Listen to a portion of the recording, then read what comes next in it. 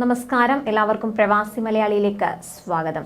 സൗദിയിൽ നിന്ന് യാത്ര ചെയ്യുന്നവർക്ക് ഒരു പ്രത്യേക അറിയിപ്പാണ് പുറത്തു വന്നിരിക്കുന്നത്. പ്രത്യേകിച്ച് സൗദി തലസ്ഥാന നഗരിയിലെ കിങ് ഖാലിദ് അന്താരാഷ്ട്ര വിമാനത്താവളത്തിൽ നിന്ന് യാത്ര തിരിക്കുന്നവർക്ക് എയർപോർട്ടിലെ പാർക്കിംഗ് ഫീസ് ഇരട്ടിയായി ഉയർത്തിയിരിക്കുകയാണ് അധികൃതർ.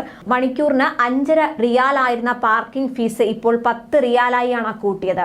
പാർക്കിംഗ് അനുബന്ധ സേവനങ്ങൾക്കുള്ള ഫീസും ഉയർത്തിയിട്ടുണ്ട്. ആഭ്യന്തര സർവീസുകൾ ഓപ്പറേറ്റ് ചെയ്യുന്ന 5-ാം നമ്പർ ടെർമിനലിലെ കുറഞ്ഞ സമയത്തേക്കും ദീർഘകാലത്തേക്കുമുള്ള പാർക്കിങ്ങും അന്താരാഷ്ട്ര ടെർമിനലുകളിലെ പാർക്കിങ്ങിനും മണിക്കൂറിന് 10 റിയാലും പ്രതിദിനം പരമാവധി 130 റിയാലുമാണ് പുതിയ നിരക്ക്.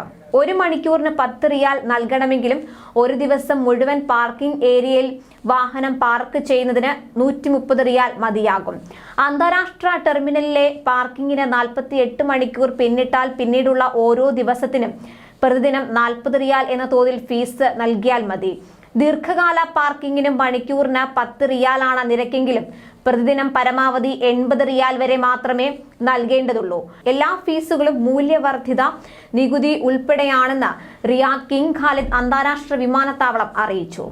അതേസമയം ഹജ്ജ് കർമ്മങ്ങൾ പൂർത്തിയാക്കി സ്വന്തം രാജ്യത്തേക്ക് മടങ്ങുന്ന തീർത്ഥാടകർക്ക് 20 ലക്ഷം ഖുർആൻ കോപ്പികൾ വിതരണം ചെയ്യാൻ തുടങ്ങിയിരിക്കുകയാണ് സൗദി. സൽമാൻ രാജാവിന്റെ നിർദ്ദേശത്തെ തുടർന്നാണ് ഈ തീരുമാനം. സൗദി അറേബ്യൻ മതകാര്യ വകുപ്പാണ് ഖുർആനുകൾ വിതരണം ചെയ്യുന്നത്. 77 ഭാഷകളിലുള്ള ഖുർആൻ പരിഭാഷകളും തീർത്ഥാടകർക്ക് വിതരണം ചെയ്യുന്നുണ്ട്. രാജ്യം വിട്ട ഹജ്ജ് കഴിഞ്ഞ് പോകുന്ന ആളുകൾക്ക് ഖുർആനുകൾ വിതരണം ചെയ്യാൻ പ്രത്യേകം ആളുകളെയും നിയോഗിച്ചിട്ടുണ്ട്.